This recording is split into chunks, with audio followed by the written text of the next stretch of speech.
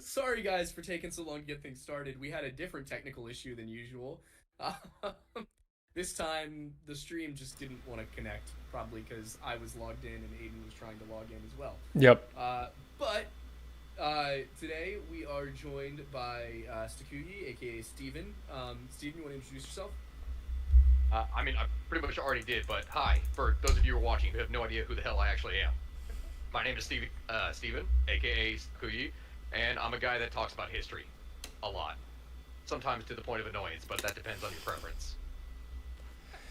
I mean, I have absolutely no problem with that. I have the same issue with all of my friends. I'm the designated history nerd, which is, of course, how I ended up with your content on my For You page 6 months ago. It was like, I was just seeing like everything that would come through. I would be like, huh, I actually agree with what that guy's saying, which isn't normal for me when it comes to like historians, especially people I see on, and it drives my Anything. friends nuts because they'll see on Facebook like they're like every time I see Aiden Mattis commented on something on Facebook, it's some history related thing where I'm like, that's a myth, you're wrong, stop saying that.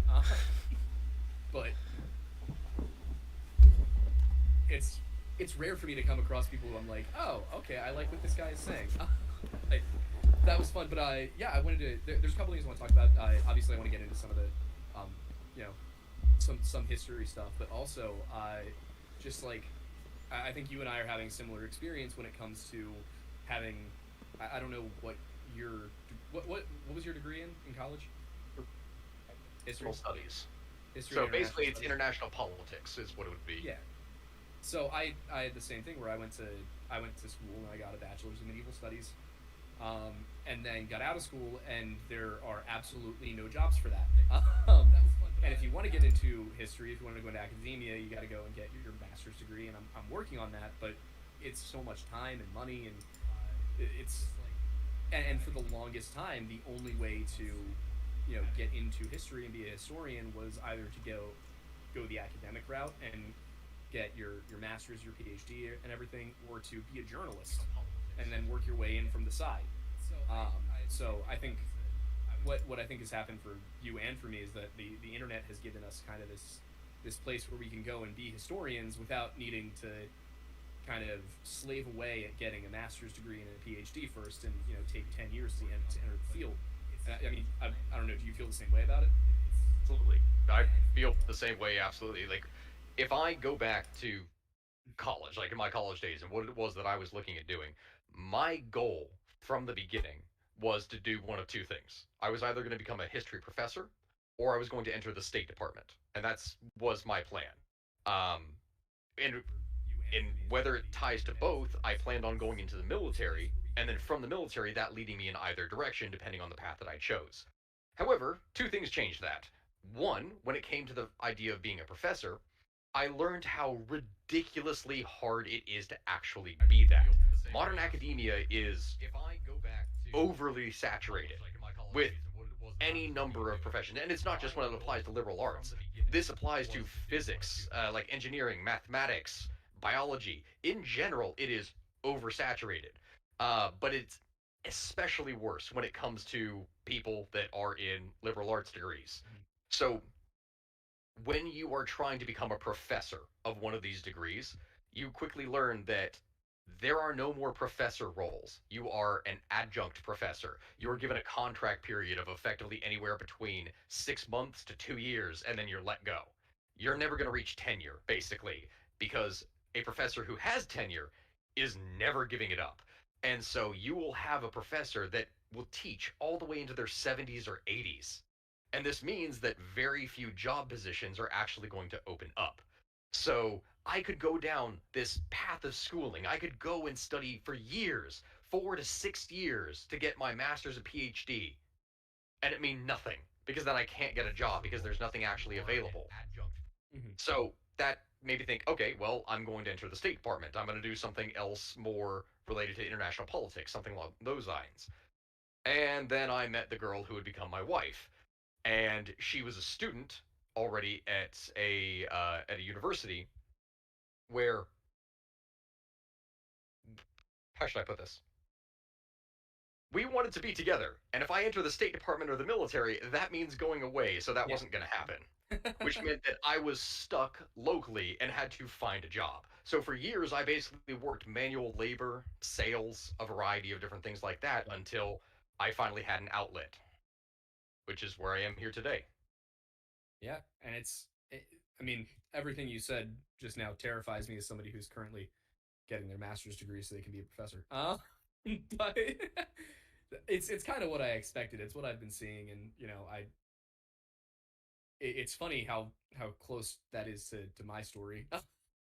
So I joined the National Guard when I was 19, ended up getting medically separated. I wasn't sure if I wanted to go into politics or if I wanted to go into a history field. Like I'm kind of in the exact same spot as you. And Well, if I may I was ask, looking are you into in a it. committed relationship? No. Okay, there's a huge determining factor. Yeah. The big reason why I could not pursue further school and why I needed to get a job is I got married.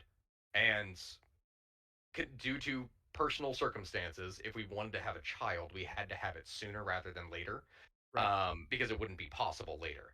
And this just meant that I have to work. There was Mhm. no opportunity. When you are someone who is single with an education, this means that there's far more availability because you're able to actually go to places where there is I'm kind of in demand. the exact Right. same I can't exact just same up spot. and leave everything that I have to move across the country to start a job as an adjunct professor somewhere and start building a reputation. That's simply not possible. Right. Yeah, totally. It is crazy how things have changed, and I mean, I always wonder, like, is there going to be a point at which younger people just kind of abandon traditional academia, and at what generation is that going to be possible? Like, because for people, I don't know exactly how old you are, but Aiden and I are 23, and for us,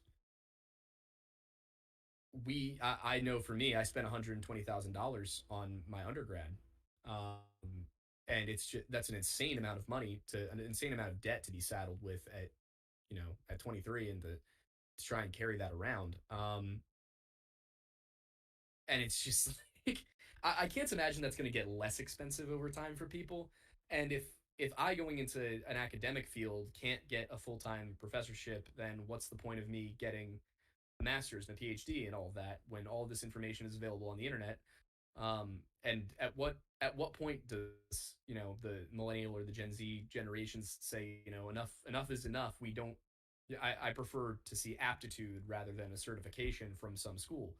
Um, but then again, I'm concerned that people would call an aptitude test ableist, and I guess what else? The SAT is ableist. So like, it's very hard with today's society to actually come up with a solution to these problems. And I am thankful for things like TikTok, as much as it pains me on a day-to-day basis to deal with their community guidelines, Yes. but also YouTube and Patreon and all these different ways that I've kind of been able to cobble together an income based on talking about stuff that I really enjoy. And I don't know if my followers are necessarily noticing it, but I'm slowly slipping in more history content to our page. Like, it's been all folklore and monsters and supernatural stuff, and I'm like, I'm just gonna give you a little, like, on Tuesdays I'm gonna give you some history. um They're very applicable things that you can apply to that because if you're yeah. already talking about supernatural ties to horror, like that's Hmm. just something that is tied, and horror is very easily tied to history. I mean, you Yeah. can talk about any number of, say, cannibalistic incidents or any crazy things that have occurred here in the past, cults, a variety of different things. Like, there are very dark chapters to human history that you would be able to go in depth about. Yeah, and I think one of my favorite ones that I've kind of been able to tie directly in is Norse mythology. Hmm. Norse mythology, I was able to do like a good run of content on, and it did really well, and people were really excited about it.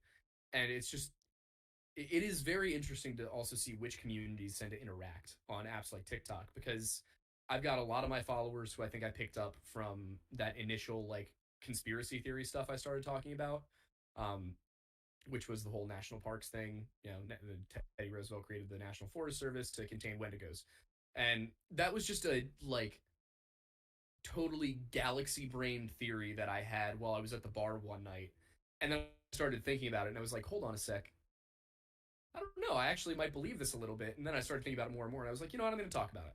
So I picked up a whole bunch of people from that, and then people were like, "Oh, since you're talking about cryptids and supernatural stuff, why don't you talk about this too?" And then it got wrapped into mythology, and then from mythology we got wrapped back into history. And initially, all my content on my account was history content, and it just was not taken off. I just was I could not get the viral video I needed.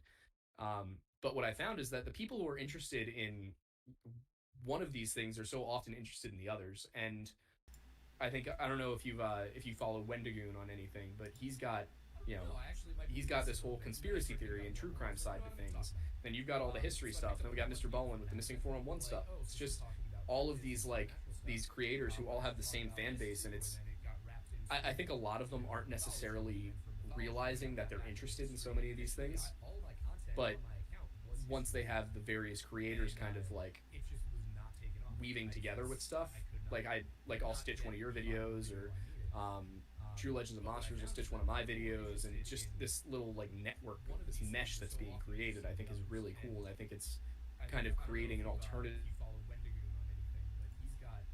version of what we've been fed by the History Channel for the last 10-15 years of kind of this corporate like produced ancient aliens kind of stuff that's meant to get a lot of clicks and likes.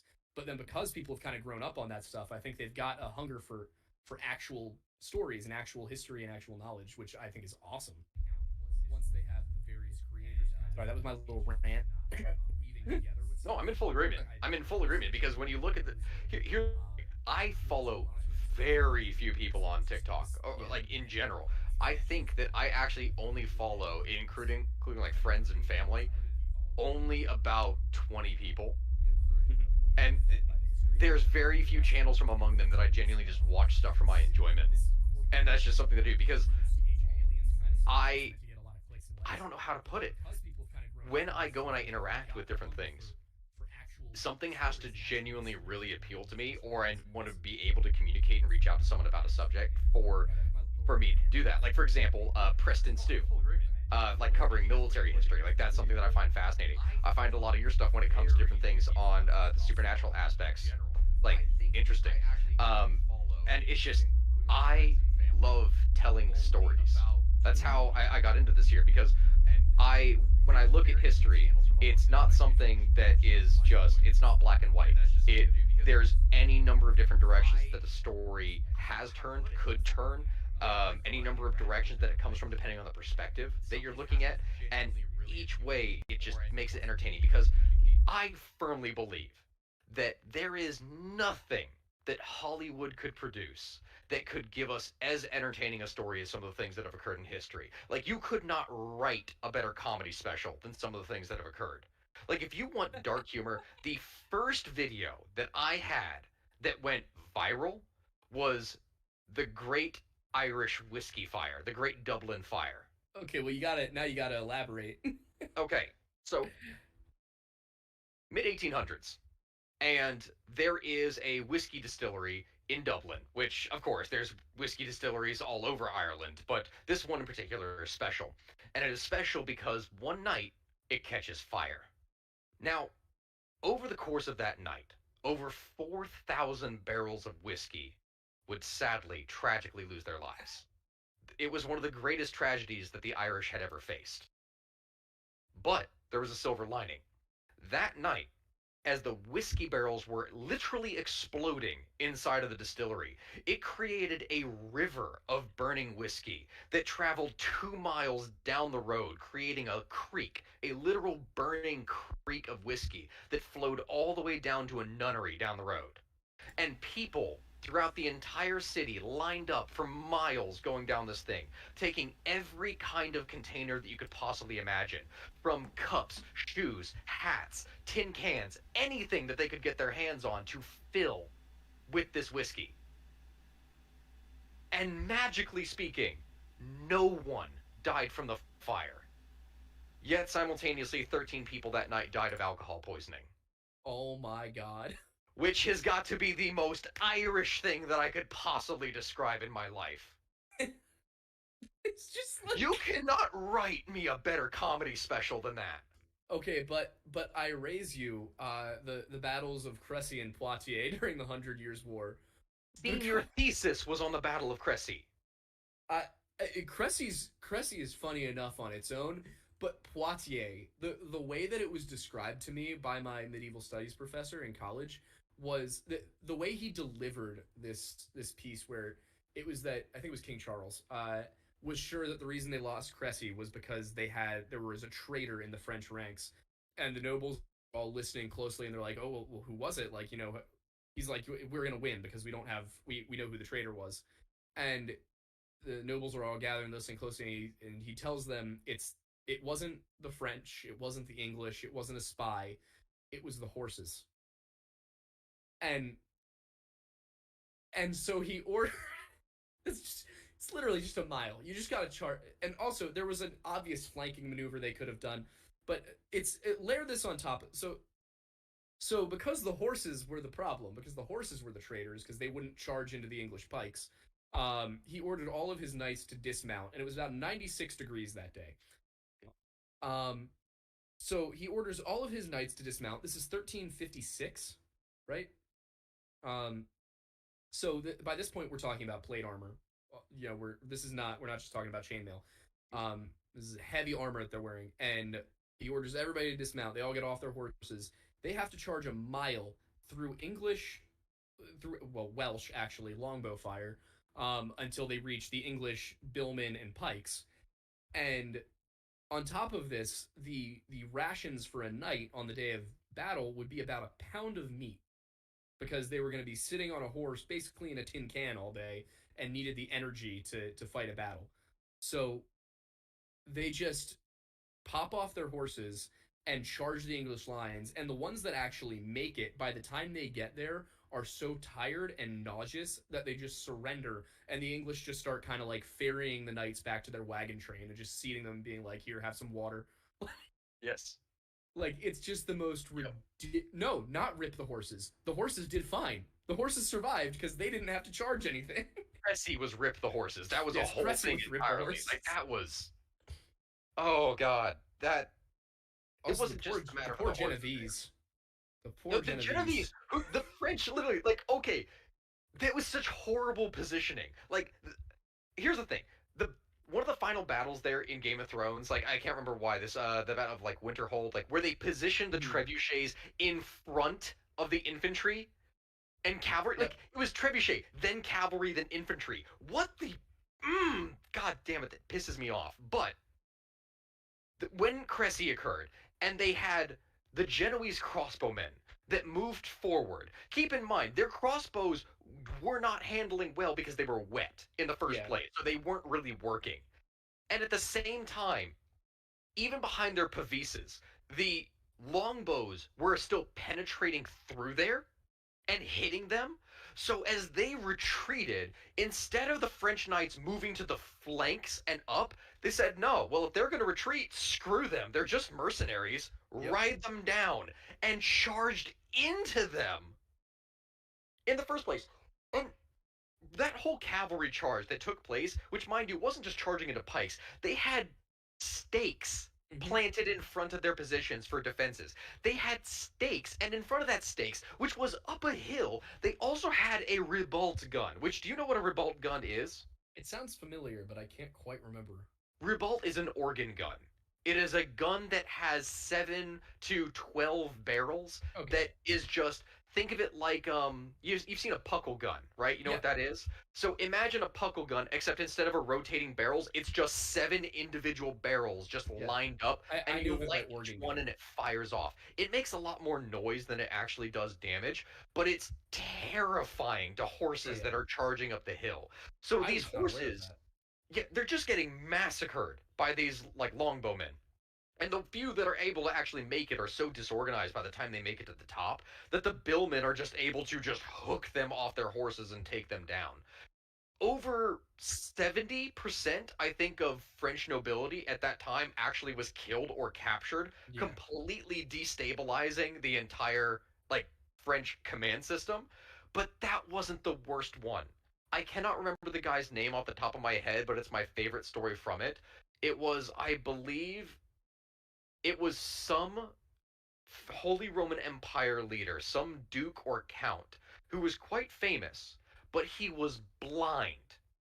And he was an ally of the French because he had been paid by the French to be an ally.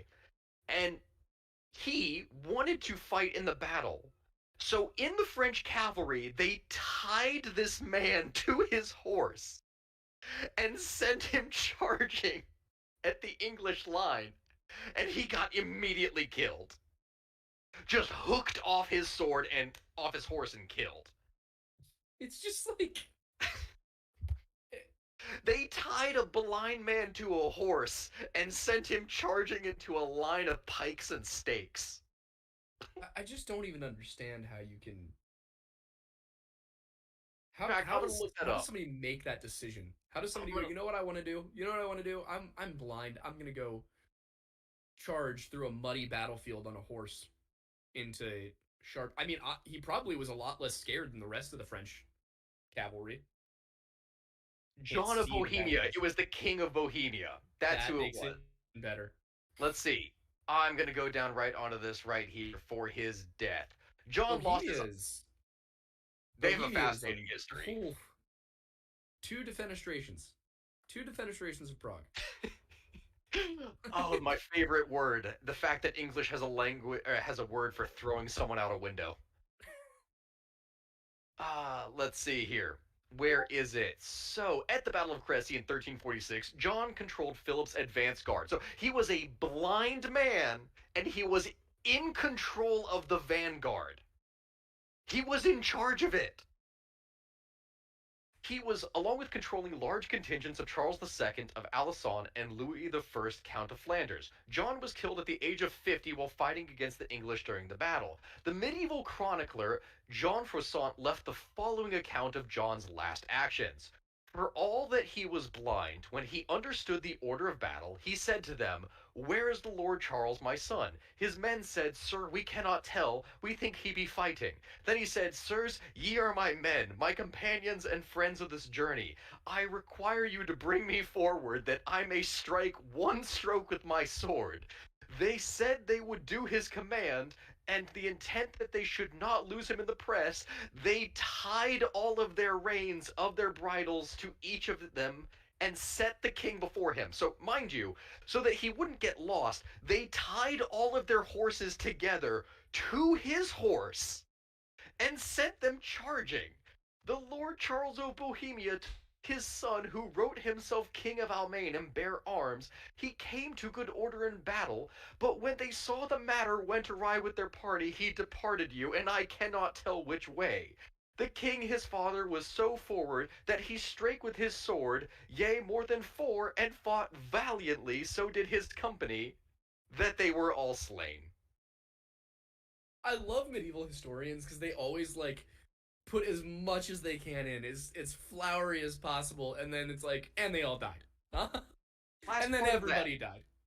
And the next day were found all tied in places, with their horses all tied to each other. You cannot write me a better comedy special, and that is precisely why I love talking about this. It's just so much fun. It, like, obviously it wasn't fun for the people there, but like, No. it kind of drives me nuts when I see like medieval like historical fiction shows that kind of like make stuff up or embellish. I'm like, you don't need to do that. You just need to go back and read it exactly as the history was written, and then do that, because it's that absurd on its face that you really don't need to embellish in these ways. Like the TV show Vikings. I don't know if you watched it, but I got through like the first three seasons and I was like, this is pretty good. There's a few things in here, like they have Ragnar do something that Harold Hadrada did. Um, obviously, close enough, right? But it's just like by the time they got to like seasons 4 or 5, I was like, this is bad. I can't do this. It physically pained me to watch the show because I'm like, this is so wrong. Uh, Every time I see a battle in a movie or a show, mm-hmm. and it devolves into single-handed combat, like one-on-one fights between soldiers, it drives me insane. Because, like, have you ever seen Last Kingdom? Yeah. Okay, when they start off for the first bits of the battles, in shield wall formation. Hmm. It looks good. Like Yeah. very few shows do that. Hmm. And then when they later on in mid battle break shield wall to enter into the singular combat, I'm just like, oh, you bastards. That's when you lose Why? all of your advantage too. Like it's Why? just Like the fact that what they did when they had the shield wall then get attacked from the rear and then disintegrate in that first battle that they hmm showed when the Anglo-Saxon army got yeah. ripped apart, that was fantastic because Yeah, it that was is exactly correct. legitimately what would happen. Yeah, Ah, I don't. Did you read the series that was based off of? no, I have not. You should. They're so good. It's I think it's called the Saxon Chronicles by Bernard Cornwell, and the way he describes the battles, it's like the in the show you'll see like hundreds of people dying. In the books, a a battle with major casualties is like 30 people died. Um, Because that's before the advent of gunpowder. yeah, That's how it was. And you still had casualties, but they were casualties that healed. Because yeah. even if you were wounded, you recovered. It was Hmm. significantly harder to recover from a bullet that was the size of a small golf ball and had torn itself through your body, ricocheted, shattered your bones, and then exited out the back. Yeah. When I tell people that like musket balls were 60 caliber, I they don't seem to quite grasp how large that is. Right. Uh, let me see, where is it? I have a bottle opener right here. This is a 50 caliber cartridge turned into a bottle opener. Um, so this going through you would suck. Uh, I mean, to now be make fair, it it a has tenth the of an jacket inch on there. bigger. Yeah, make it that. Make it a tenth of an inch bigger and round. This is built to penetrate. A musket ball was just built to just tear a hole in you. It was literally a small cannon. Um, there is no reasonable difference between a musket and a cannon other than size. Yep. Rifles are where it gets different because then you have the bullet doing a little spinny spin. Mhm. Um, but yeah, it's. I also still like one thing that I think does confuse me, and I know I know all the like reasons for it is still the English choosing to completely phase out longbows instead of kind of adopting a mixed I format. did a video on that. Did you? Yes. And Because the answer is that they didn't phase it out completely in the beginning. You got to remember that adoptions of military technology yeah, it are takes a while. very gradual over time. But there's a very key reason why you would focus entirely on the other. And the Time. reason for that is cost effectiveness. So when you are looking at the amount of time that it would take to train a longbowman, this was not something that took weeks or even months. It took years Yep. to train someone, both to shoot accurately as well as even have the strength to draw the bow in the first place. Like they have chronicles that they show what continuous training with a longbow does to your body. Broader Crazy. chest, elongated arms. Like you look like an orangutan, basically. It's ridiculous. And this is something that took quite literally years of training to master, or not even to master, to become competent with. So compare that, if you will, to pike and shot tactics, where you have crossbowmen, you have arquebusiers, and you have pikes. You could train a force to competency in a matter of weeks Yeah. that it would normally take years to get another force trained because longbows did outrange like Everything. muskets. They did outrange arquebuses. Like if in the Western world, the only things that outranged longbows were, say, the composite bows that were utilized by the Turks as well as the Turkic peoples of the steppe, the Mongols, and the Koreans. Like those bows were capable of actually shooting much further, but they didn't have nearly as much power behind the shot itself for penetration Mhm. because of the weight of the arrow. Now, you compare that to say something to where, let's say you enter a battle, 1,000 bowmen versus 1,000 arquebusiers. Those arquebusiers are going to take heavy casualties. Let's say they lose half their numbers, and the bowmen lose 200. What's going to happen is fast forward a couple months. Those bowmen are sitting about 820, 830. Arquebusiers, full strength again. Yep. And it's just a matter of whittling it down again and again and again until there's really no point. At Yeah. first, the English did employ mixed armies. So you would have crossbowmen and bowmen that would work in tandem with pikemen, with cavalry, with billmen, etc. And then over time, as guns got better, as arquebuses became muskets, there was no point. Muskets phased out pikemen because you didn't need pike. The musket served as both the pike and the shot. Hmm. And those, this for those in the chat who have never seen this, I'm sure you have like Civil War bayonets. Um, it is terrifying that anybody ever got stabbed with one of those. They're like they Size are of like your forearm, yeah, basically. 12 to 18 inches long and triangular, so you couldn't stitch up the wound. It's that actually became a war crime. Uh, Eventually, is you can't use a triangular bayonet because it's It impossible won't to heal. stitch up. The goal, because the whole point behind the Geneva Conventions was to make it so that war was you either killed somebody or they could recover, not somebody would have a long agonizing death. And so things like gas and trying hollow point cartridges in firearms. Um, it's actually one of the weird ones is you can civilians and law enforcement can use hollow points. The military can't because it's against the rules of war. Because But trench guns are okay. Shotguns are okay. yeah, shotguns are fine. To the to the Germans' demise and distaste, but yes. Ah, that was one of my favorite moments. The Germans literally protesting the use of the trench gun. You literally are the first ones to introduce the Flammenwerfer. Like, the Yeah, Germans were the first ones to employ flamethrowers in battle. And gas. Gas and flamethrowers. it's just And you're gonna complain about shotguns.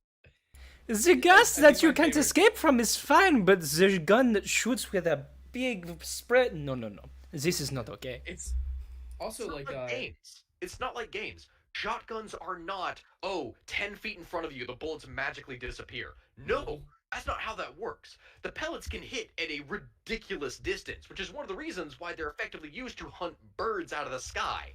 Yeah, if anybody's done skeet Yeah, shooting, they know it's not like a fan. It's a little bit of a spread, but it's not that as anywhere near like a game, like you said. yeah. It's unless that game is Call of Duty Modern Warfare 2 and you're using the SPAS 12, in which case, actually pretty accurate. Um, Pretty much how shotguns work. For those of you who are too young, Modern Warfare 2 is a game that came out in 2008. Back when you were all still very, very small. Wow, you're making me Um, feel old. yeah, right. Holy, this hurts. Yeah, those Modern Warfare 2 lobbies are what made me a man. They were they were some aggressive times. Those Modern Warfare 2 lobbies are what makes people in the Discord hate you.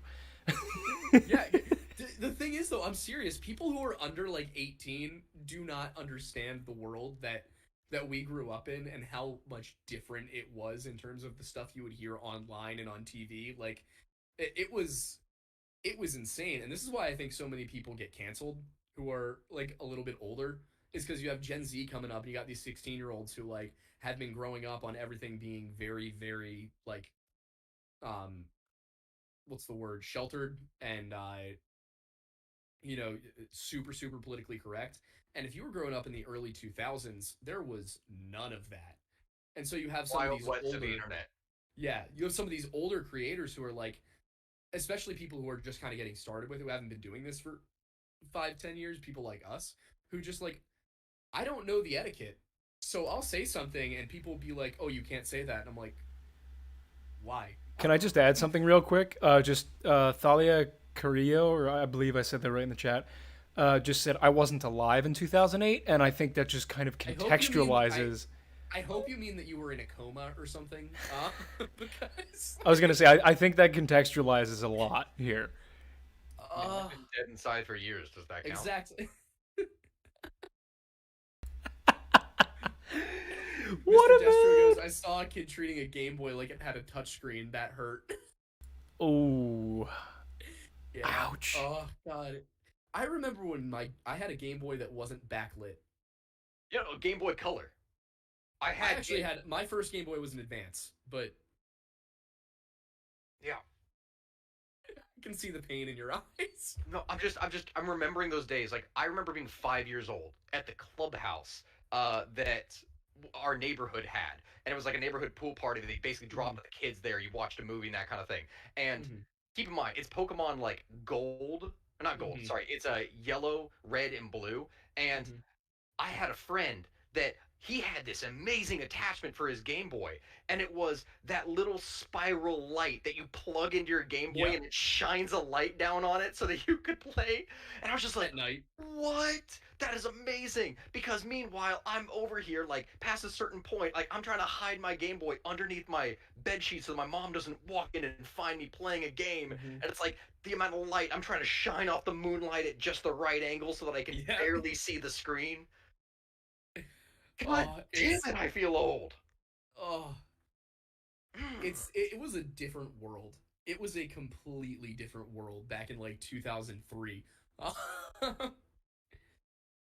It's it and I just stuff will still happen where I'm like eh, it kind of like throws me back into that where I realize like I'm not old, but holy shit is there a gap Things between advance. You see this with history, with technology. yeah. Things advance so rapidly that, like, for my parents' age, when you look at someone who was born in the 60s and 70s, etc., there is not nearly as big of a difference between 1965 and 1970 or Yeah. 1970 and 1978, etc. Yeah. Like, there are differences, but it is not nearly to the same level as someone born in 1995, like I was, to someone that was Mhm. born in 2000. There is a massive difference Oh, it's huge. technology wise. Yeah, it's crazy to me too cuz like and I feel like it's a little different between somebody who was born in like 2002 like my little sister but has an older brother who was born in 97 like me. Versus somebody who's the oldest in their family was born in 2002. Like I've seen my little sister with her friends and like there is a visible gap between the ones who are the eldest child born in 2001 2002 versus those who are a younger sibling born in 2001 2002. Like some people don't remember like VHS tapes and things like that, and it's absolutely insane. And when you think about, and yes, I do remember GameCube for whoever asked that question. I remember having my PlayStation 2 where I played the original Star Wars Battlefront 2, and you had to have Yes, a removable memory card that you yes. put in. Um, and it's just like, and I remember like scrolling through the save games. You had all the little icons for each game, and Lego Star Wars was like the coolest thing that ever happened back then. Um, oh, Hails of Symphonia for GameCube. To this day, my favorite game that I've ever played in my life. Nothing compares to it. Actually did an HD remake for it on PlayStation 3 back in like 2013, which is funny because it was at the end of the PlayStation 3's life. They did an HD remake. They never did it for PS4. I don't know why, but this game for GameCube had two discs. When you finished the first part, you took it out of the GameCube and you put in part two of the disc. it, That was uh, the thing. That is the only game I have ever seen in my life that did it. You read the back of the box, and it would say over 80 hours of gameplay. oh my And, god. like, that's insane for what it would have. But as a story, this thing is massive. Like, I don't think that I had ever played an RPG that was that long in one continuous story. And I'm not Mhm. talking about random side quests and stuff like that, like what you'll Oh, find to with the Final main quest. Fantasy. I mean, the main storyline is so massive in this overarching multi-world setting that it literally it would take you 80 hours basically speed running the game to do that. My first playthrough was like 220 hours, and that was as an So long. RPG playing through it. Now, keep in mind, I was like 9 years old at the time, so that's a Right. whole other thing. But still, Oh, it's it's insane. I do remember. I think Battlefield 3, if you had it for the Xbox 360, had two discs. If I remember correctly, it has separate multiplayer and single player disc. But I think that's the only game I've ever played that had two discs. Can we take a quick second to And now talk you're about the massive difference between PS2 and Xbox and PS3 and Xbox 360? Like, I was just reminded recently that, like, the graphics quality, it yep, just exploded. oh yeah, Like, I yep, just, like, going back, like you said, Battlefront 2, I saw there was a game in, like, 2005 for the Batman Begins movie, And I saw some clips of that recently, and I was like, this was 2005. Batman Arkham Asylum came out in 2008. The graphic, gameplay, and story quality of that jump in just 3 years, insane. Like, Oh, If it's you want anything as a recommendation from that, when the PS3 first came out, Metal Gear Solid 4, Guns of the Patriots. hmm, When that thing came out, if you go back, it holds up even today. Like, that's really what actually sounds so freaky about it. This is a PlayStation 3 game, and its graphics, I would argue, still hold up relatively well even to today. And so 2006, this game, it literally looks like it's a movie. Like you are playing a movie. wow. damn. That jump at that time from like the older Metal Gear games to this, it blew my mind just seeing it. Like you would look at a Call of Duty game and compare the figures that were on that or any of the other games to this, and this game was leagues, like years ahead of its tech from all the games that were coming out at that time for that year. Like Yeah, seriously, look it up. Look it up, you'll see. yeah, I'm gonna have to. I never Yep. played like any of the Metal Gear games either. Like I feel like I missed out, but I never got into them, and maybe I should go back and try now that I've got this absolutely absurd PC. I went out and bought a very expensive PC instead of getting a gaming laptop, or not. It is a gaming laptop. Instead of getting a Xbox Series X, I was like, you know what? I'm just gonna get a PC and play with a controller because that seems like a much better option. But yeah, I'm gonna need to go through and play some old games. I just downloaded The Forest too, which obviously not an old game, but I was playing through it earlier. I don't know if you played it at all. Um, That's one of the things that I want to do, but I literally don't have time. And I think we talked yeah, about this before because I know we've gotten off the history, TikTok, etc., everything that we've been yeah, doing. But I, with my job, as I already told you, with the hours that I work, mhm. with the lab, and the fact the pandemic is still going on, I am married. I have a 2-year-old. I am operating YouTube, Twitch, TikTok, etc. All this. The only time that I can play games in Is when you're general Twitch is streaming. when I'm streaming. Yep. That is it. And I hate this because I genuinely was very good at a lot of these games, and I've come Mhm. back to them to play them, and while people are watching, I am screwing up time and time again. I'm looking at this going, I literally have not touched a game here in 2 years. Mhm. This hurts my soul Yep. because I've just gotten it's degraded so much. Yeah, I hadn't played any of the Total War titles in a little while, and I went back and tried to play Attila, and I just got my ass handed to me. And like I used to be able to win battles on the hardest setting, and I was just getting like smacked around like it was nothing. And then I don't know if you played any of the Warhammer titles in Total Wars, but oh my god, it's a totally you've got like you're like all right, I've got my longbowmen, I've got a good solid contingent of infantry, I've got pikes on the ends, I got my cavalry in the back, and then there's just a dragon. Yeah. Oh, I have. I And have. it's just like you're like I how do I fight a dragon? How do I do that? That's the thing. Each one is just another idea of the rock paper scissors for what counters because armor piercing missiles Yeah, is the really big thing for it here. But then depending on the faction for what you're playing with, you might you not might have them. have you might not have one for it that could really do anything. Um, Warhammer is fun. It is very fun, Mhm. but also at the same time, like you look at some of the features, and I look back to the golden days there for Total War, which I'm remembering like Medieval Two. Yeah, Medieval Two is actually my favorite from amongst all of them. the Because, AI, yeah, the AI is a mess. yes, AI has always been a problem for Creative Assembly in general, but the big issue where Creative Assembly fails now is that in a lot of their games they promise new features, new everything, but the new features that they introduce are not actually new. They're features from older games, slightly revamped, that they're claiming are new, but they took out from the previous games that pissed people off in the first place. Like it's Yes. just like I'll give you an example. The last game that had constructible cities in it was Medieval 2. When you Mhm. would go into a siege and you have this massive spanning map that you can identify different key points of the wall, different things Mhm. that your siege weapons are going to go up against. Plan out your attack. Multi-tiered stages where if you had a full 3-tier citadel where you have to break through 2 sets of walls to get through, Hmm. like that was insane. You had to plan out a massive Yep. attack for that.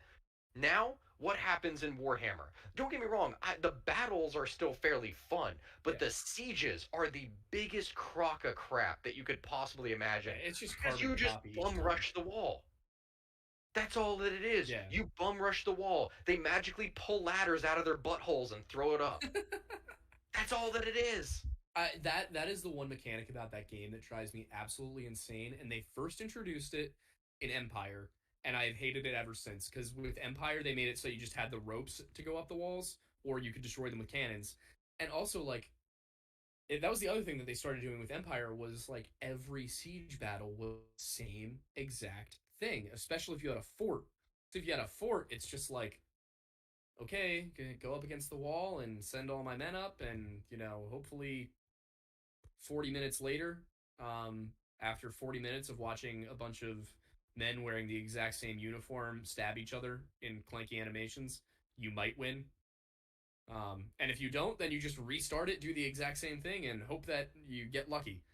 Uh, I think my favorite game in the Total War series to this day is Medieval 2, but not the vanilla one. I do enjoy the vanilla one, but I absolutely loved the Third Age Total War A lot of mod people for told it. me for that here. I actually never played Well, it.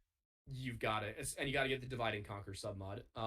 It is one of the most immersive games I've ever played, which is incredible because it's Lord of the Rings.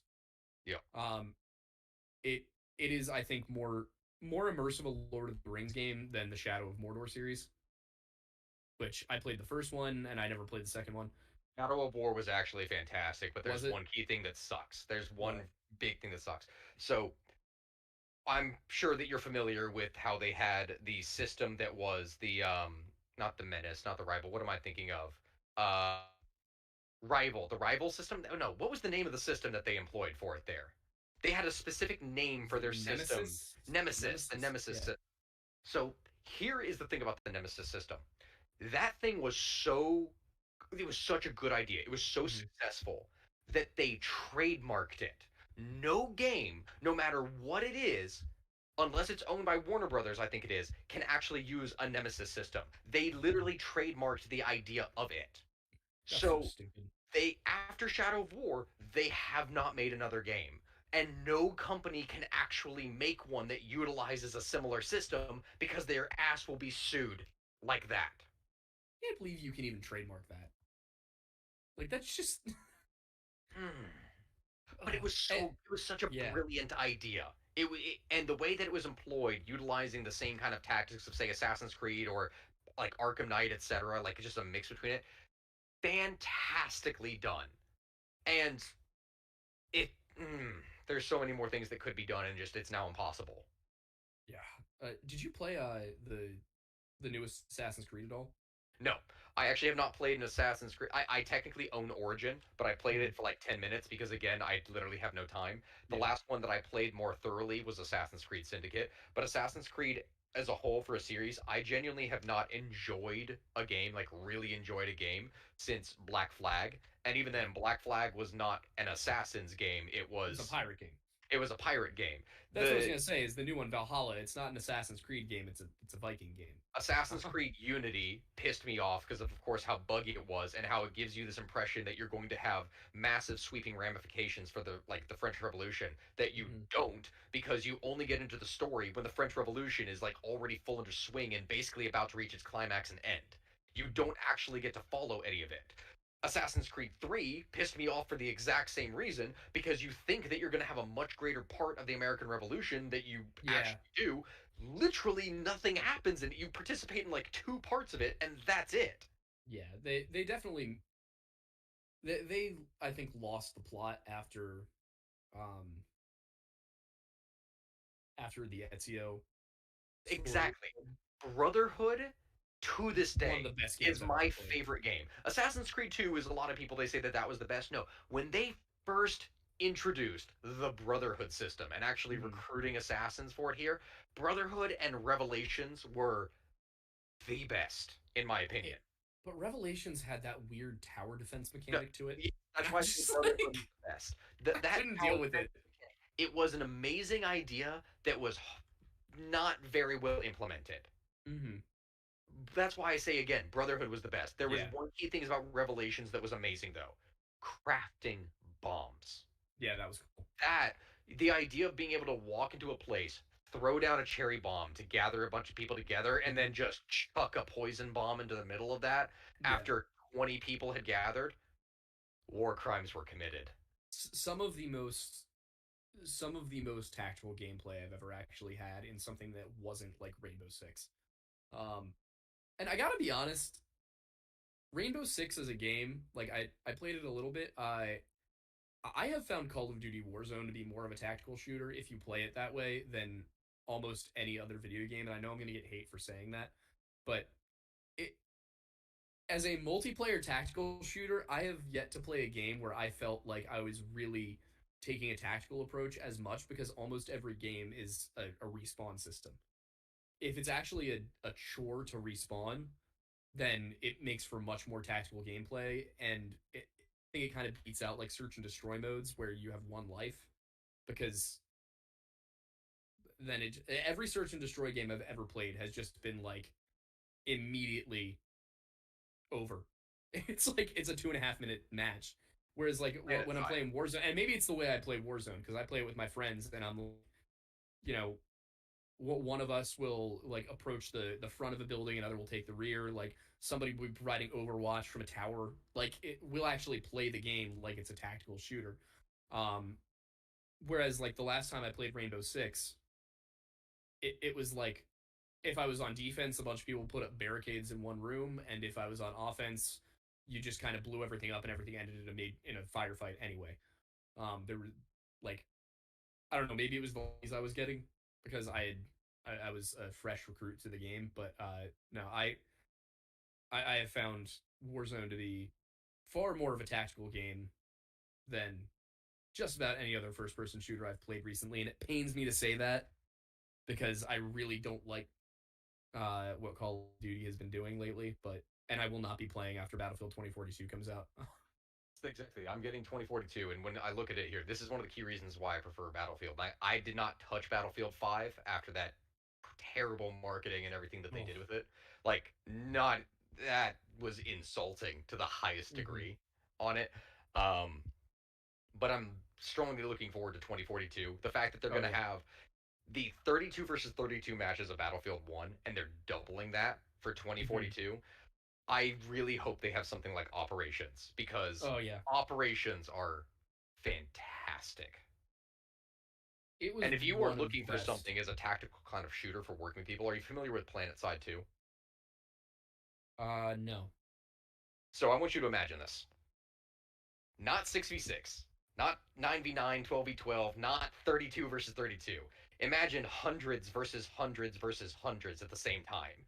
A Ow. massive three-way war. It's an MMO and also a shooter at the same time. And when I Huh. say MMO, what is continuously happening, and you can look it up, it's been out since 2012 and it's continuously still going. Jeez. A three-way war between three factions on a distant planet in space over four continents that are continuously battling. And you will come into some of these firefights where there are battles of hundreds of players fighting against each other at the same time. And when you want to talk tactics, you can organize into squads, clans, etc. And I have worked with factions where we have gone in 12-man squads of, all right, fly over the drop point. Everyone is in this kind of mech gear. You have four members that are in these massive mech suits called oh, why can I not remember the name of it? That's gonna bother me. They drop after them. Drop the engineers. Engineers heal them. Medics drop behind them. Immediately drop on every infiltrators. It's you will see amazing tactical crap in here, and at the same time, you'll see people bum rushing things. It really depends on the people that you're playing with. Yeah. I have been like longing for a genuine like tactical shooter game that doesn't go too hard on the milsim stuff like Arma. because I've tried to play Arma, and it's like you get into the mission and you got to patrol 4 miles into combat. You What look at Hell Let Loose. I haven't. Look Wait, at Hell Let is that the World War I 2. two? No, it's World War II.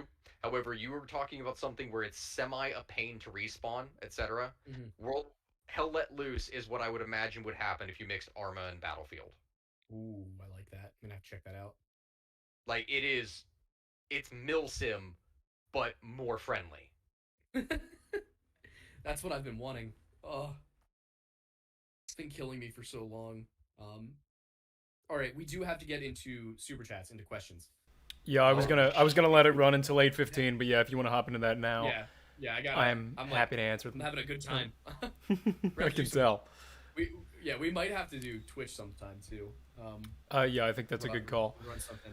But yes, for everybody interested, now is the time where we are opening up questions. As always, we will do our best to answer as many questions as we get, but super chats will get priority, and we will answer those first, and we will always answer those. We can't guarantee that we will see or be able to get to your question unless it's a super chat, just because the chat flies pretty quickly. They usually come in pretty quickly.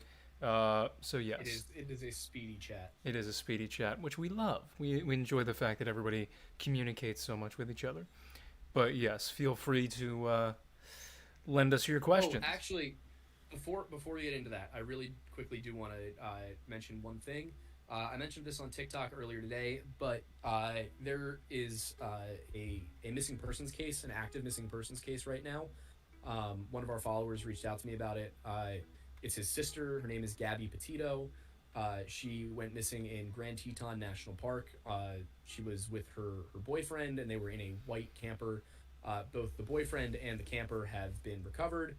I can't say much more about the boyfriend, but that's kind of where the news has left us.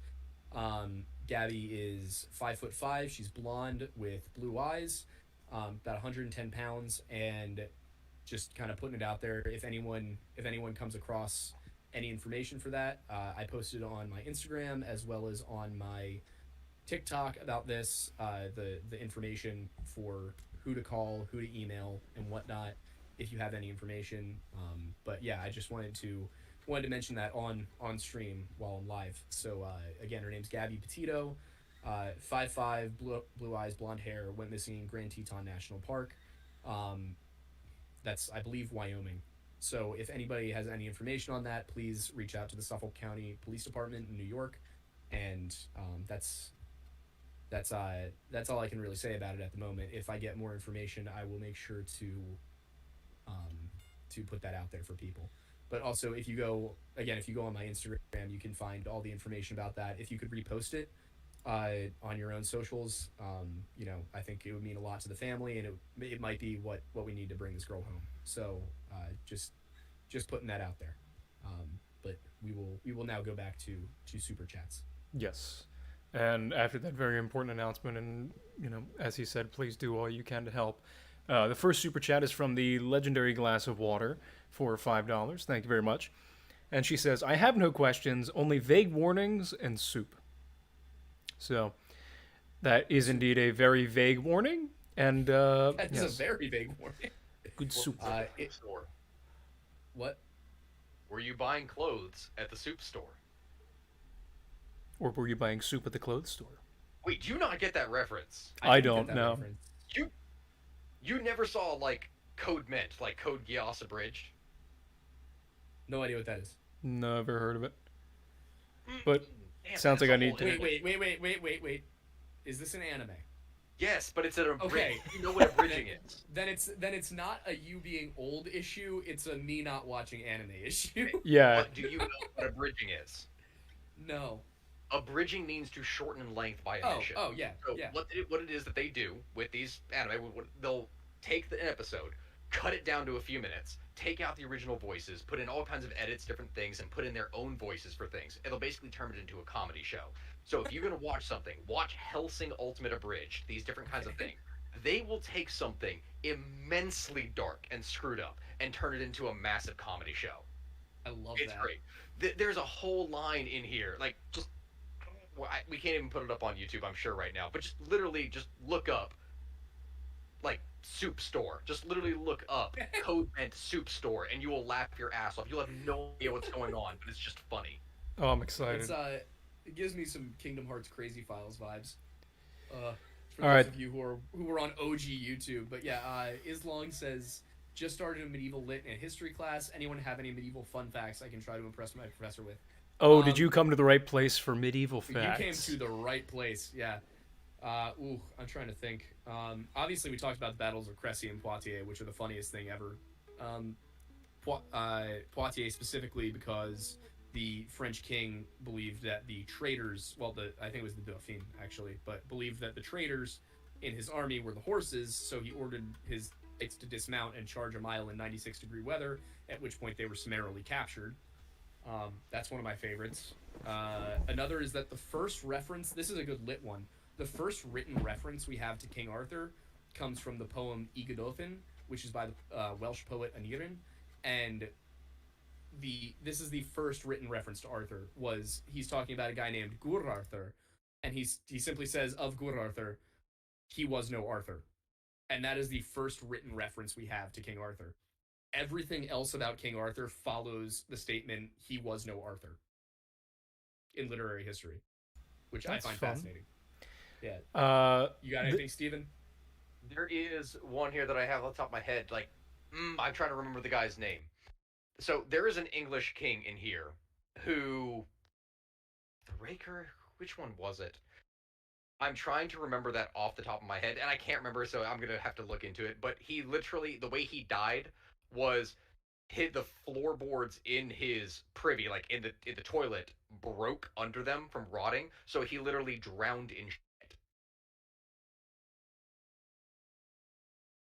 That's horrible.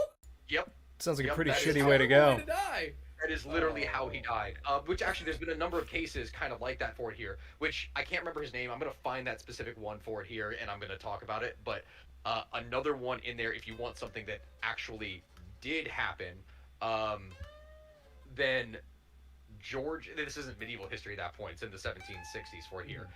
But George II literally died on the toilet as well through like he pushed so hard that he had basically an aneurysm, like a what is the term? This is gonna bother me. Pulling an Elvis. An aortic dissection. Yeah, he had an aortic dissection. Basically, he tore blood vessels while trying to poop and bled it out internally to death while trying to take a crap. That is incredible. I have no words. That's just Moving swiftly along, after the wonderful Islong's question, is Russell the Outlaw, legendary Russell the Outlaw, for $5. Thank you very much. He says, so I had something happen this weekend, and while I want to share and get your input, I'm still waiting to hear back about my last email. oh boy, this is my fault. We actually interviewed a secretary this week. Yeah. I got to get back to her. I also, once I'm moved out and like have a car and all of these other things, I'll be able to go through the emails a lot more as well. So Yeah, the emails are just totally backed up right now. yeah, we've got like over 150 of them that we have to go through, and I think neither of us have just found the time to be able to do that. Yeah. So please, apologies, but we will get to it as soon as we can. So next is glass of water for $5. Thank you very much. Says, remember, mushrooms in a circle might lead you to the fae, but bones in a circle is a trap. As we learned a traps few are weeks gay. ago, there's that. Also, as we learned a few weeks ago, yeah, don't mess with the bones under the tree. I want an update on Don't that mess with the story. bones, man. Put the bones back. I love that. Was like, yeah, we removed some bones and now things have been kind of bad. It's like, yeah, you shouldn't have removed the bones, dude. Like, why Yeah. did you remove the bones? Don't touch the bones. If you find a bone circle under an oak tree, don't touch the bones.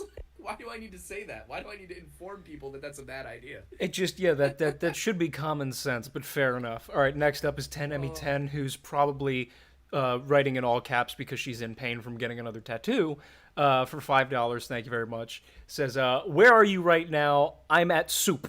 So I guess I was wrong. She's no longer Yes. getting a tattoo. No, that is the quote. That's the line. That's the thing that I'm talking about. Like, if you're not, you gotta pull this thing up here. I'm not sure if you can, but you just gotta witness it. I don't think we can. We will later. Ah, Yeah, we will later for Definitely sure. will after, but I don't want Uh, to get a copyright. Russell the Outlaw for $5 says Jesus wants a hug. I don't know if that's another reference or not. I mean, I wouldn't be surprised if he did. It sounds like it. That's Helsing Ultimate Abridged. It's over the statue, literally as they're flying over Brazil, and Oh my god! they're flying over it, and just this vampire voice comes on and goes, "Jesus wants a hug." That's all that is. That's amazing. This sounds exactly like Kingdom Hearts Crazy Files, like to the T. And now I feel like I'm the only one who remembers that series. Also, this is not a hickey; it's just facial hair that I failed to shave and now has. Why not? Why not just let people believe it was a hickey? Why draw the attention to it? Because my mom watches, Valid. and I think she would be more confused than anything. Since I haven't left the house in 3 days. It's not a hickey. Archie just got very hungry. Yeah, no, it's Oh boy. 10Emmy10 says she's emailing us the video. Oh, okay. Cool. Yeah, whoever said the bones thing, if you're in the chat right now, I would love an update on the bones. Glass of water for $5. Thank you very much again. Says, careful little things. The circle keeps you safe until you leave it. You left it a long time ago, so be wary of the shadows. I'm beginning to think you're like an entity that's here to either warn us or watch over us, or a little bit of both. All right. Commander Canada asked again about the audio, and now I'm going to go look for it because I feel like I've looked for it before and just did not find it. But Canada, what the hell is your email address? Also, welcome back, Canada. Russell the Outlaw for $5. Thank you very much. Says 420 YOLO swag for Jesus, and I couldn't agree more. Yeah, I'm looking. Hold up. I know we had a whole thing here, and it's not the one that I was looking at, but a king that was assassinated while on the toilet. Because it's a story that I guess just has to be told. I love that this is turning into a Jaromir, series. The Duke of Bohemia.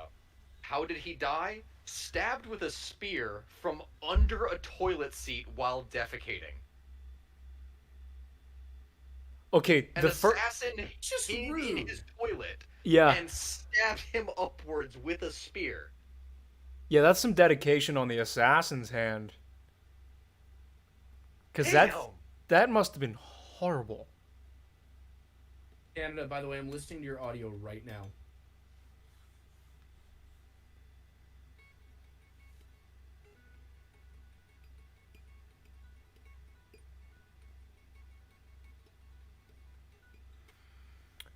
Uh, 10Emmy10 said she sent the email as well. So Canada, I'm not gonna lie to you. It sounds like you just going into the thing. that's fantastic. Like it just sounds like you growled into the microphone and then went, no. Oh, wait, and by the way, someone asked us earlier if we're going to be in the Discord tonight. Do we have an answer to that? My plan was to stream The Forest for a little bit, but I could also be in the Discord. Glass of water for another $5. Thank you very much. Says, pay no attention to the mother in the woods. She only loves you until her What is pockets this? are empty. Glass of water, what are you doing to us right now? Do you want to? Can I read you guys the Instagram DM I got last night? Yes. Can I do that right now? Oh, yeah, you should. You absolutely should. Also, Did I send it to you? to me, yes, you did. Also, Islong, just as you just reminded me by your existence of the question you had earlier, and just because it's on brand for other Aiden, just bring up Owen Glendower in any form. Yes, that's all you need to do. Will S for $5 says there's an email with a while. Okay, there's an email with the Wild Bone Tree story, but the long story short, my manager threw the bones away because I wanted the woods to look pretty. Quoting the manager. Let us know if your manager just starts acting weird, suddenly disappears, shows up just different, because that'll be interesting. I can see the TikTok already. My manager is a skinwalker? Like, The number of videos I've seen that have that accuse just random. It's like this Peach is a skinwalker. Like it's absurd. It is probably the most overdone trend on that app right now. But ready, this is so I got this string of messages from an Instagram account that is the username the Night Yes, it is. Father sees all, and the name of the account is you are being seen. It says, and this is separate messages. But see this? See this? Uh, Hello, Aiden. He disapproves of your sins. Don't go into the woods, Aiden. The woods are dangerous. Find the Shadow Man. Identify anonymous. California holds the devil. The devil holds my hand. Shells have no choices. The water is rising, Aiden. Do you see the windows? Scene, scene, scene. Decontamination. Destruction. We are many, you are none. I replied to this simply with spoopy. The only correct 'Cause solution. I wasn't sure what answer. else to say. The conversation actually did continue today, and it was just mostly him reiterating the same things. Um, at one point, he asked me, "Where is your God?" And that seemed the context was a little bit pointless, but it was like I don't think I've ever had anybody ask me, "Where is your God?"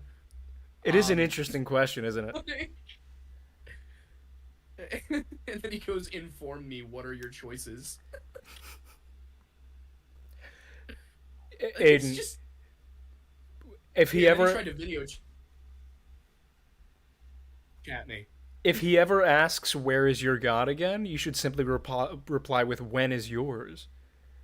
When is yours? Yes. Oh, it is. There is some shit. Also, Abigail Stewart just typed in all caps, it's spoopy season, and aside from the fact that it was 90 degrees here today and it does not feel like Oh, it, yeah. I just got a massive craving for candy corn, and y'all can come at me for that hot take, but I love candy corn. It's great. Glass of water for All $5. right. Well, Aiden has been terminated effective immediately. I enjoy it.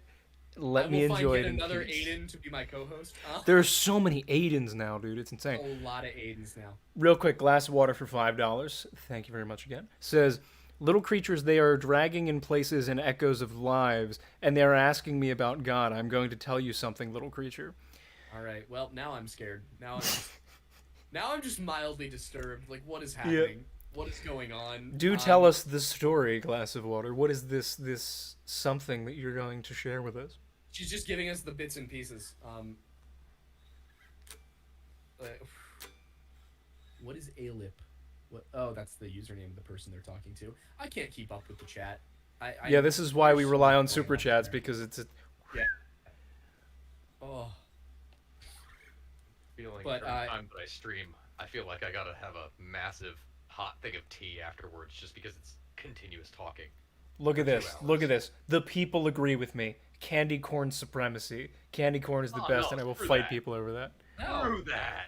Candy corn is not good. The people are with me, man. They understand. What? No. Yeah, you got a supporter that is People are problematic farmer. I don't think by definition that's much support. Oh no. Oh no. It's a intentional throw off. It's a deception, a disguise, simply.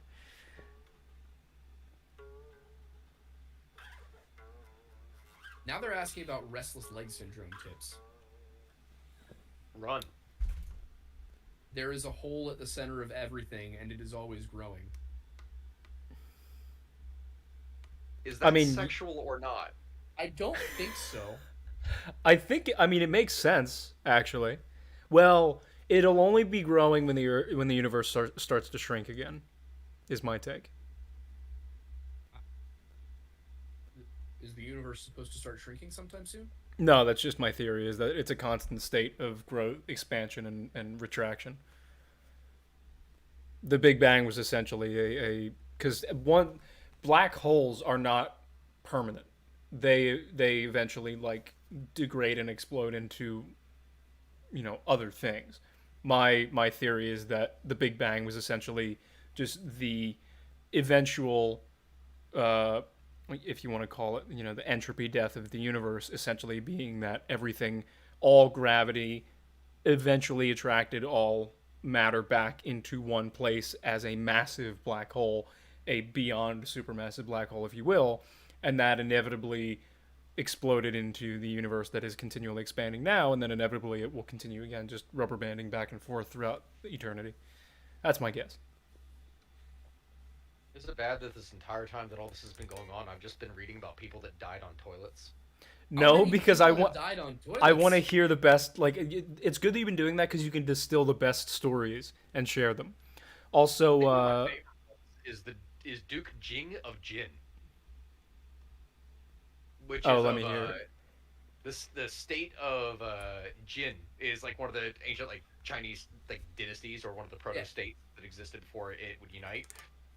So in the case of the Duke Jing of Jin, the Duke first dreamt of a malevolent spirit. So this is actually something that ties well into you. He basically believed that he was cursed, and a lot of stuff was going on with him here. So after waking, he consulted a Wu, which was a shaman, who told him that he would not live to see the year's next harvest.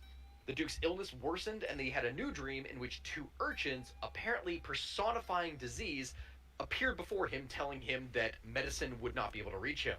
A physician was called, and he told that the disease that he had was Gao Huang, which basically meant that it was a disease of the diaphragm that was incurable. There was nothing that he could do. The Duke praised the physician for his skill, and then, well, sent him lavishly away. So he basically thinks that he has an incurable disease, that nothing's going to work, that he's not going to live to actually see the harvest. Mhm. But what ends up happening is that he does live to see the harvest. But it wasn't actually see. He was told that he would not live to eat the harvest. Farmers appear in his court, present him with their harvest, and he's like, "Ha! You see, I am cured." He then has the shaman executed for lying to him, where he immediately after having the shaman executed falls into horrible pains in his stomach, is carried to the toilet, where he then falls into the toilet dying. How? How big was How the the toilet? toilets? Yeah, like Well, who? considering that at the time, toilets at this point were either literal massive pots or just. And this is my favorite one from it because it's the same thing that happened to that king. You have a cesspit, and then at the top of that cesspit is a board with a hole that you're sitting on. Yep. Think of like a massive outhouse that's just descended.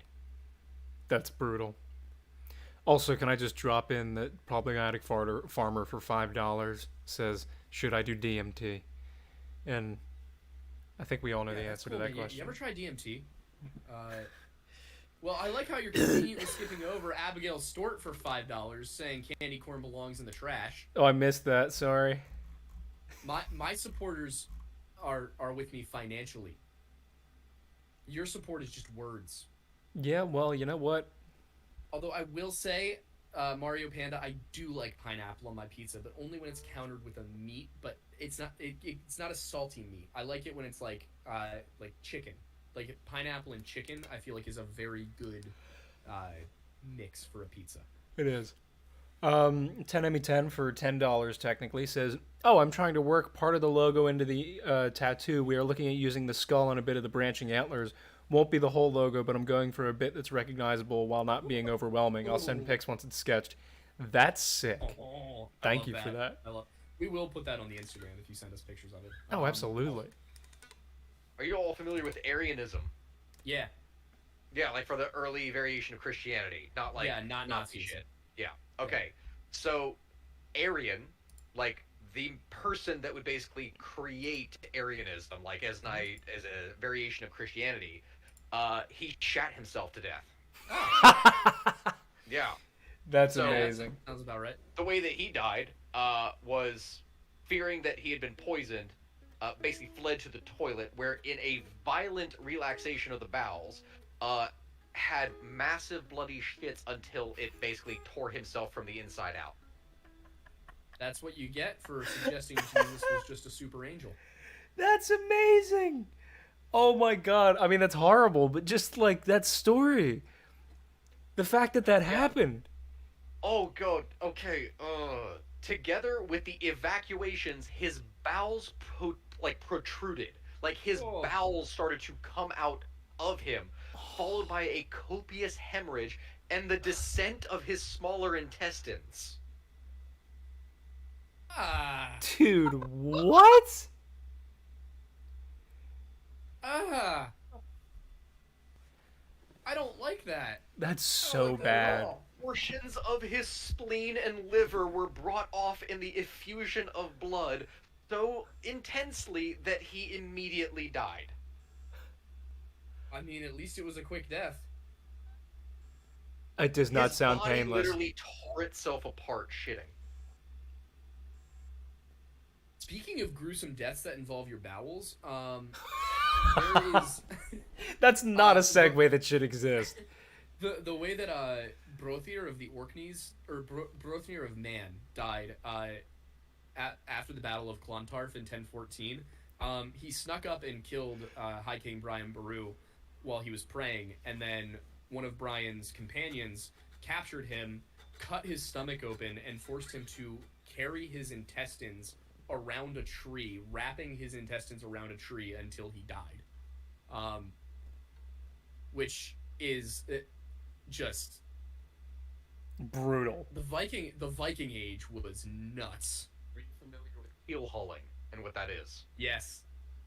That's my personal favorite brutal method of execution. Give just it- because it was something that would last potentially days. Give us the rundown for those in the chat who may not be familiar.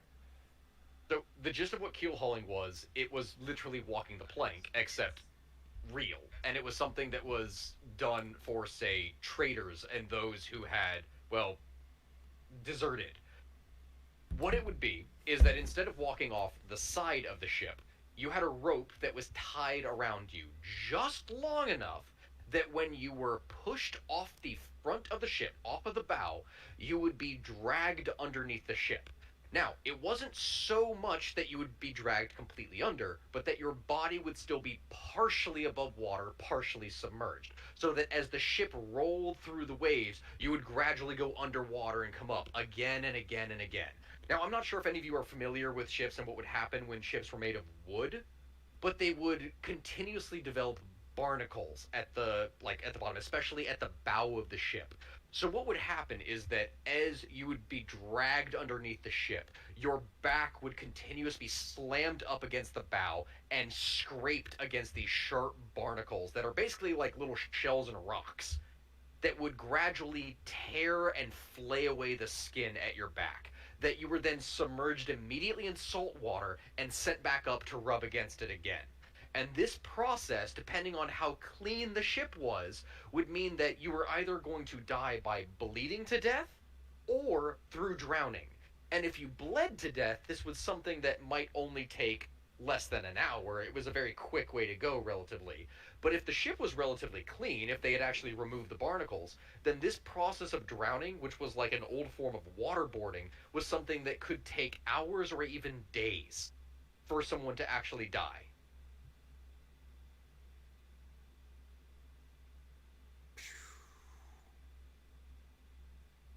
See, I knew about keel hauling, but I didn't know it was that bad. Yes, that's what it is. It's a song by Ailstorm called Keel Hauled. Yes. But if you And didn't when know, there is a genre of music called pirate metal, and it's phenomenal. There's also Viking metal. Which one's better, pirate or Viking metal? Personally, I prefer pirate. And then whatever the hell Glory Hammer is, I don't do drugs, but if I did drugs, I would want to do drugs and then listen to Glory Hammer. Oh my god, no, that line. The line about the raising of Dundee. Like the unicorn army when it Yeah. raises the town. And it's just that one line. I'm not sure if I can say this. Can I say this on live for it here? Because it's literally a lyric in the song for it here. Probably. And it just says, "Oh, and the princess was raped." And it's like, Oh yeah. it's a literal line in the song. And I'm hoping to God at least like that it was the sorcerer and not the unicorn. God. Because you don't know. Me too. I do hope so too. Glass of Water called you a pretty boy, Aiden, by the way. Glass, Problematic Farmer says, I feel like Glass of Water would be my bestie at the psych ward. Glass of water, you're far too kind. I think my favorite in the Viking metal genre is probably Teresa's, but they haven't put out a new album in like years. But they have an album that's about Harold Hardrada that is just phenomenal. It's called Stand Up and Fight, and the one before it is possibly also about Harold Hardrada. Um, it's a little less specific, but that is such a good story. I need to write some stuff about Hardrada because he's just. I did a video on him, a part one on him, for our history video a couple weeks back. But what a character, what a character in history. Oh, but all right. Do we have any more? Glass of water for $5 says the beginning is moments ago, the end is moments away. There is no time to forget before all is forgotten. Yo, what are Glass of what? water is not living on a human scale. She's living on a cosmic scale, on a universal scale. It's the only possible conclusion of that. Glass of water already did the DMT. She is the DMT. And she's dropping $50 And- for a super boy, chat. Thank you very thank much. you. It's been a while since we She saw said one the of sa- those, so thank you. Wait, she said the same thing. The She beginning said is the same thing. What's it mean? Oh, What does this mean? it means that she is beyond general human comprehension. She is beyond our understanding. Yes. Will S says that album is about Hardrada. Yes, actually. Um, there's a few songs that are a little bit less specific, but it's specifically the song what's it called? Hang on, I'll pull it up. But it's the one about him escaping Constantinople. And if I can just pull it 10 up Emmy really 10, quick. always look out for yourself financially first. We do very much appreciate the fun big donations, but please do not put yourself in debt. Yeah, no, don't put yourself in debt. Yes. The Great Escape by Teresa's. There's a line in there. It's a lot of it is a dialogue between Harold and I think it would be Emperor Michael V.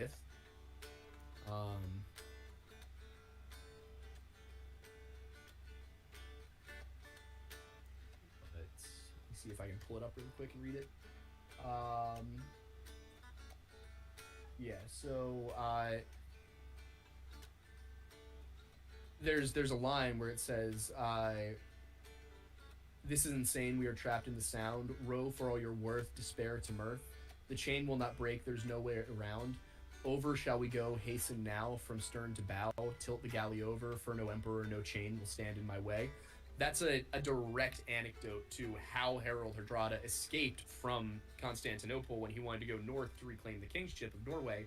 Is he stole two galleys and tilted them over so that if this is the chain, then the ship went like this and over it, because this there was a great chain guarding the Golden Horn, guarding the harbor of Constantinople, and the idea was that they would raise the chain at night to keep people from getting in and out. It would be open during the day for trading, but he was like, everybody run to the back and lean, and then once we're up on the chain, everybody run to the front of the ship and lean. And supposedly this is what happened, and if it is what happened, it worked for Harold's ship. The other one sank, but he goes north. He gets to Kiev or Novgorod, I can't remember exactly which. Marries the princess, goes to Norway, becomes king of Norway, rules for 20 years, then decides, you know what, I want to be king of England, goes to England, arrives at Stamford Bridge, gets killed, and that is the end of the Viking Age. Abigail Stewart says glass of water is a definite eldritch being. Zeus. Hey, Steven, do you believe in Wendigos? I don't actually necessarily know how to answer that because here's the thing. When it comes to the matter of Wendigos, or essentially anything for supernatural creatures, even when it comes to matter for religion, I was raised Catholic, but I consider myself more deist than anything. Mm-hmm. And definitively speaking, I can't necessarily prove or disprove many things in this world. So it's more so that I imagine myself as open to the possibility that there are things that are out there that exist, but we may be exaggerating them beyond what it is that they actually are or are capable of, if that makes sense. That Those make sense. we don't necessarily know the limits and capabilities to what is out there, but much of what we associate with the supernatural with it is something that I firmly believe is exaggerated due to, well, natural human desire for stories. Valid. Valid. That makes sense. I can't disagree.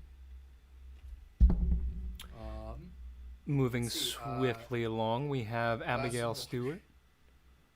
Real quick, first we have Abigail Stewart that said, "Glass of water is a definite eldritch being." I Did you read say that already? one. I read that one. Oh, that's right. Okay, fair Fool. enough. Sorry. You utter mortal. Yeah, it's fair. We're all mortals except for Glass of Water. Apparently, she says, I got scammed into a human body. Do you understand how annoying this flesh is? What a sentence. Why do you have to pee all the time? Why are you always hungry? You know, the more Glass of Water talks, the more I'm wondering if she actually is an eldritch being. Or some form of flesh pedestrian, maybe. Problematic Farmer says, pee on the ground to assert your dominance. Well, I guess I'm submissive. Have you never pissed in the woods? Well, no. Yes, I have, but, like, this seemed more like a command, like, do it right now. Oh, fair enough. Good news, people have stopped calling me submissive and breedable in my TikTok comments, so that's... So, that's here's the problem: is that now that you've said that, they're gonna start Yeah, again. that's a good point. That's a good point. You just It's good for the engagement, I suppose. oh yeah, you All finally right, unbanned because it looked like you are. Yes, I am allowed to post again. But I think that is gonna be it for tonight, unless anyone has more super chats. But thanks everybody for tuning in. This was a lot of fun. One story more that I want. You have one more story? All right. One more story. Now this is Go actually for it. something I plan on making a video on it tomorrow. Like this is, Okay. it's honestly one of my favorite, terrible, dumb ways to die. Oh, I love So- this already. Yeah. So, you got Charles II of Navarra, Navarre. Uh-huh. And his manner of death, I need to preface this by saying, this man was famous for essentially backstabbing people. Like, constantly switching sides in any number of alliances. Everyone hated him. He was basically told, like, you are going to burn in hell. What they did not expect was that he would also burn while alive. So, towards the end of his life, he got very sick. And if you know anything about medicine, especially older medicine, such as, drinking mercury as the Chinese did to make you immortal, etc., there were some very wacky beliefs. And Yeah, that didn't work. one Yeah. of which was they knew, for example, that alcohol poured onto wounds would actually help clean wounds. They knew this. This was something that was good. So What are you one thing talking that about, they Steven? The medieval people didn't even bathe or drink water.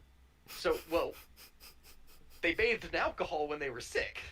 So in this case, what happened to him was that while he was extremely sick, his physician had requested that he be bound in linen that was soaked with brandy and wine, that the alcohol would soak into his body and cure him, that it would kill the disease. And in order to make sure that he stayed wrapped up for the entire night while he slept and he didn't wiggle his way out of it, he had to be tied into it. And so the maid during one of the nights when he was being tied off was tying it with yarn but had forgotten to bring scissors. And a classic way that you took care of a piece of yarn was you actually just burned it in order to break that little part.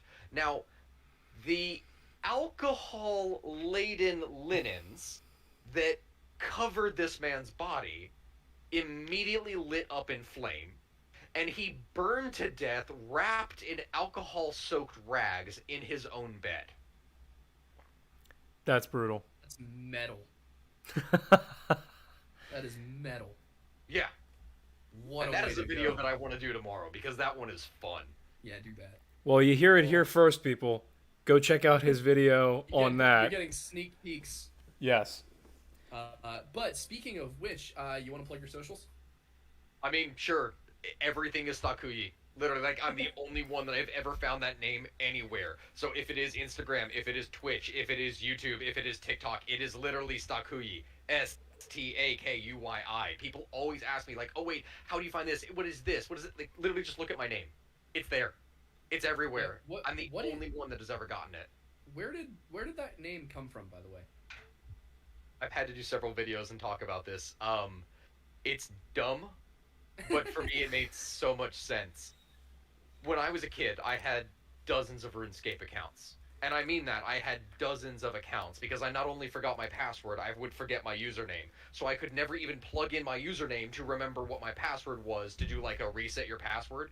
So I created dozens of these. And at one point, when I was like 7 or 8 years old, I just went, okay, so um, I want a fantasy version of my own name. Steven, Stavin, Stakian, Stakuyi. And that's it. That's literally all that it was just me as a 7-year-old trying to make a fantasy version of my name. And it just so happens that it's the only one that I ever remembered, and it carried forward to this day on basically every account that I've ever created on the internet. I love That's that. awesome. That's Like, fantastic. in MMORPG, I literally there has never been a point in my entire history. There's no numbers, there's no abbreviations, there's no special characters. It's just that. Just those 6 letters. And that I've never had to add any special characters because no one has ever claimed it. That's That awesome. is that is a good story. That is much better than my username. Just really quickly, gonna power through some of the super chats because we've gotten about 5 Yeah, we did get since a we few asked for. more. Yes, glass of water for $5. Thank you very much. Says, "Sweet autumn children, why do you think apex predators always tell you not to be afraid? We know you will run." Abigail Well, Stewart. that's deeply unsettling. Yes. Abigail Stewart for 4.99 says, "As the Aidens say, we should never run from the apex predator. We should walk." That is true, and that does Yes. not just apply to supernatural things, by the way. If you do come across some sort of predator, you want to you don't show fear, you don't run away. But also, for example, like gorillas. If for any reason you were to ever come across a gorilla, Rip Harambe, you would not want to look it in the eyes because gorillas take that as a challenge. So you just kind of slowly, while maintaining like awareness, so you don't take your eyes off of it, but you don't look directly into its eyes. You just slowly leave the area.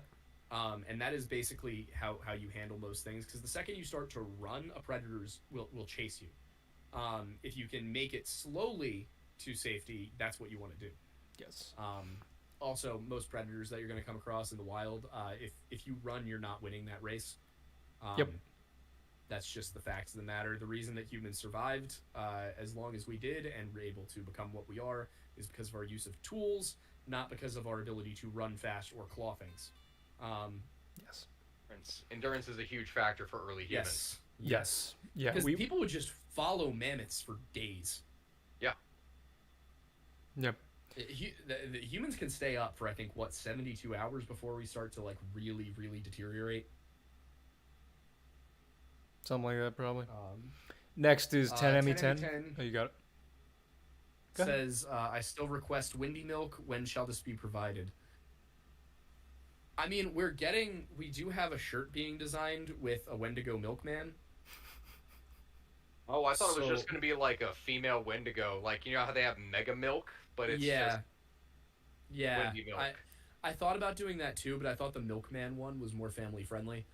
Yep. There will be a sexy Wendigo. That has also been commissioned. Bunker, but like I know, like That's true. Yeah.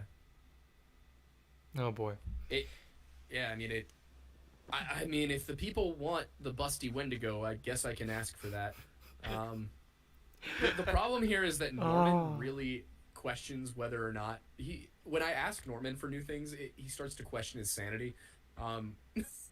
Like, because you got to remember, these things take several hours to complete. So I just know Norman is going to be sitting there with a drawing of a Wendigo with just huge boobs, like slowly deteriorating Oh, the poor in boy. terms of his mental state. But he is the one who drew our logo. So if you like that, his Instagram is Norman Keys III like 3, I think. Mm. Search through my following. Search through the people who follow me for Norman. You'll find him. But feel free to toss him a follow. I don't know if he's actually going to want me to do that. Do it or don't. I don't know. Fair enough. Let's see. What Cherokee legends are you familiar with? Not many, because the Cherokee do not like to open up about their folklore. They're very quiet about it. But the two that I know of are the Cherokee Devil, which is, I mean, to put it very, very simply, is kind of like an evil Sasquatch, but it only attacks Cherokee people. It's a culture bound monster. And then the other one would be Nalusa Falaya, which is a kind of like a shadowy demon person who I think it actually means like long black man, the name, if I remember correctly, or long dark man. And it supposedly haunts the forests, and there are forbidden forests that you shouldn't go into. And the stories are essentially all the same kind of thing. It's like two young boys will go into the forest even though they were told not to, and then they'll, one will come back because the other got dragged into the forest by Nalusa Falaya. Steven, you made a face. Oh, I made a face because when you said like, oh, it only attacks Cherokee, I'm like, damn, that racist ass cryptid. Yeah, basically. Wow. Racist cryptids. So if I just show up in front of it, it's just gonna give me a pass? Like, damn. Yeah, I suppose. That's what I've read. I think it'll only appear to Cherokee people is part of the issue. Russell the Outlaw says, face the apex head on with a blue snow shovel. You know it, brother. 10Emmy10 says, which is stronger, blue snow shovel or glass of water? That would be a good question. I will leave it up to glass of water to tell us. This says, we want to see Archie. Archie is somewhere upstairs. Abigail says, where is Archie, the goodest of boys? Yeah, he's upstairs somewhere. Should I go get him? You should go get him. Before you go, I want to acknowledge Glass of Water's last super chat, which is, I remember the clam before the bang, then another happened, and then another, then one bang gave birth to you, you stayed when others died. And I know it was supposed to say calm, but I like the idea that the canonical origin of the universe was actually a clam bake. It's a clam that's just slamming open and shut. Oh, I didn't even think that. My mentality went to like a clam bake, like just universal beings having a clam bake. And they dropped the clam. The bang. And now we're here. All right, I'm going to go get Archie, and then we're going to have to end the show because I'm sure Steven's got a wife and kids to attend to. Yes. I'll be right back. I haven't even eaten any of the pizza that I had that I came back with. Oh, are you serious? Yeah, no, I've just been on here for the last 2 hours. I dropped it off and just ran in here. Oh, so you got to be hungry now. Yeah. Because I had dinner before this, and I've been thinking about a snack for like a half an hour. Glass of water, it was not a typo. I knew it. So there is a number of origins, like from different places. Like you got to think, with the amount of places that believe that, say, the Earth is on the back of a turtle, etc. Like, yep. I'm very certain that there are some that relate specifically to a clam. I mean, or at least the birth of different gods and goddesses, such as like Aphrodite, like arising out of the ocean. That is something. Yes. Yeah, absolutely. Oh, look, the boy got a haircut. Yes, he did. He is considerably less fluffy now. Is this what everybody wanted? He went from baby wolf to slightly large Pomeranian. Yeah. This is not a Pomeranian, believe it or not. He is an American Eskimo. Yeah, he's a very good boy. Oh no! What a guy! Ah! He was not happy with me. He was trying to get in my room for some reason. I think he wants to go to bed. That's a new one for him. Look at the camera. Look.